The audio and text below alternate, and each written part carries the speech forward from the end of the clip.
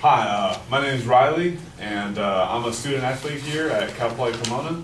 And I just had a question for you guys. How many of you guys have played a sport in your life growing up on a team? Okay, so most of you have. So you understand that it's tough sometimes with school and with your sports. So what I'm here today to tell you about is student athletes in college and how I'm just here to basically get people to not believe the myth that a student athlete has it easy or that it's a free ride because stuff is getting paid for them. And I'm going to do that by explaining to you the 3 things that student athletes have to cope with the most in order to receive this free ride. Huge quotes around free. You have to develop incredibly efficient time management skills. You have to deal with preposterous amounts of stress, physically and mentally. And the seemingly impossible task, and this applies to everyone, but student athletes especially, of getting an ample amount of sleep every night.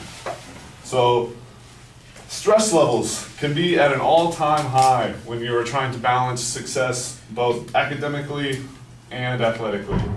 In an article published to suicide.org, 3 of the leading causes of suicide involve chronic physical pain, intense emotional pain, and feeling like one has not lived up to his or her high expectations or those of another.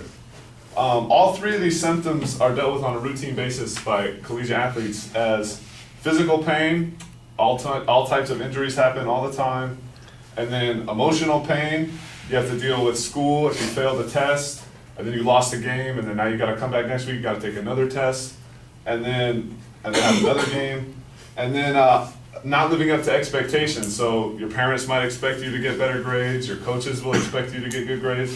So all that just weighs down on your shoulders as you try to succeed in both areas of life. And then developing extremely efficient time management skills is something I feel everyone in their adult life has to cope with. Student athletes do have it a little tougher at times, as going to classes every day can be hard enough as a student. Also with having to attend practices, team meetings, watch film, lift weights every day, and also trying to perform well in your classes all at the same time can be very challenging.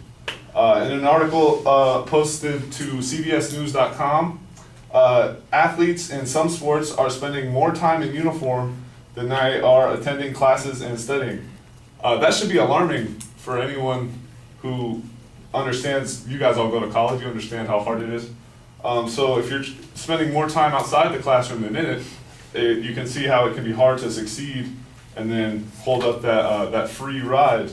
So as imaginable from this information, with how difficult it is, Richard Sherman, I don't know if you guys know who he is, he's a cornerback on the Seattle Seahawks.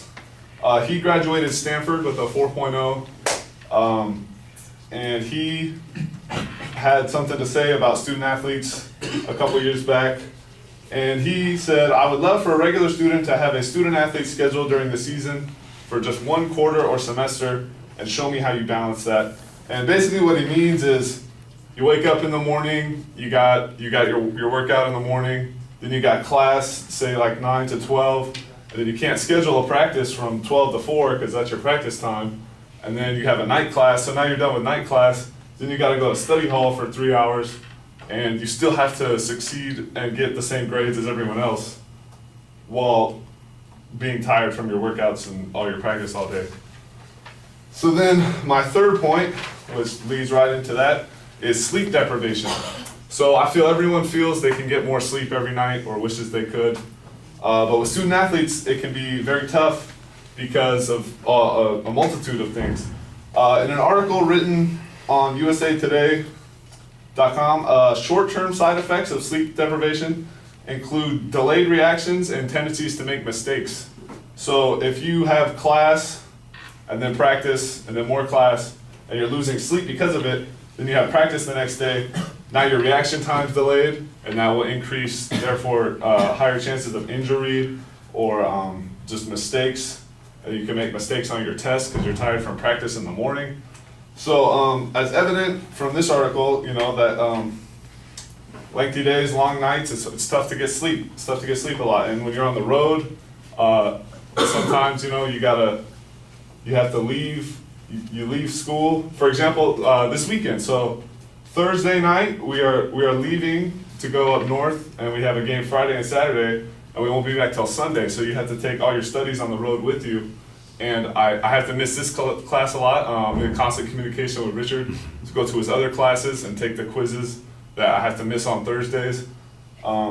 So that's just why it's not free, because your time is your money, and that is basically that.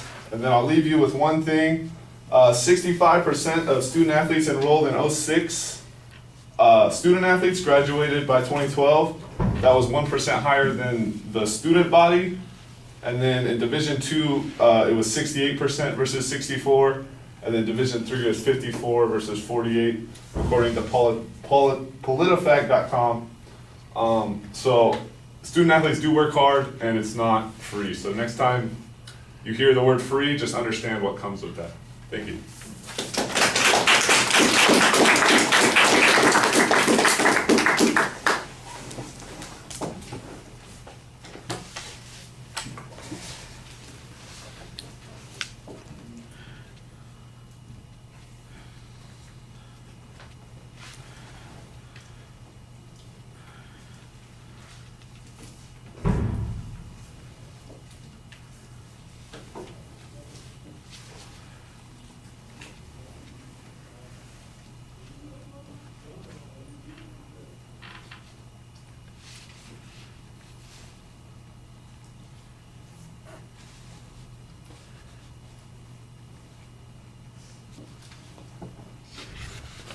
You got the outline? Yeah. Okay.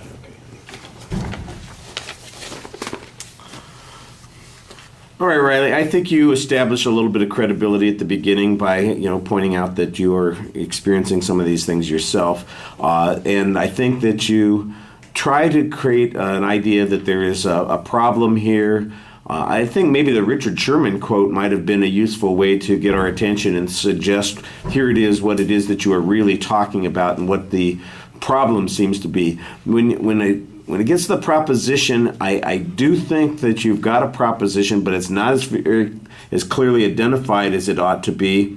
And the phrasing on it sounds a little complicated. You mentioned the myth. You talk about the idea of something being free. You've got a couple of things that are conflated with one another there. And I think that it doesn't finish very clearly either. So your objective here is more ambiguous than you want it to be.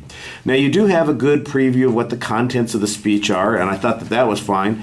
It was a little awkward, though, when you got to the body of the speech, that instead of starting with your first point, you started with the second point and then stuck the first point in the middle. So that seemed a little confusing, that you would change the organizational strategy from the preview to the body of the speech. That was awkward. You did cite the points, though, as you got to them in the body of the speech, so that was relatively clear.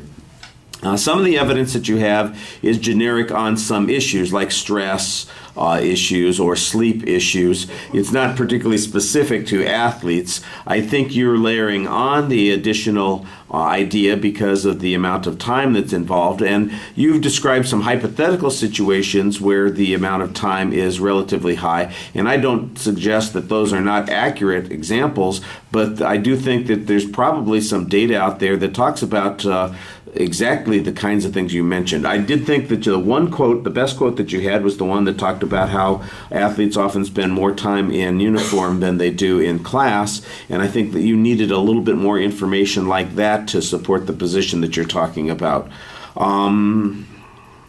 The personal examples, again, I think are okay to kind of illustrate the point, but you don't want it to come off sounding like you're whining about your position. I do think that you want to remind people that your point is to convince them that there are substantial barriers that student athletes face that are sometimes diminished or dismissed by others, and they shouldn't be perceived that way. That in fact there's a problem if people perceive it that way because it's just inaccurate. All right, thank you.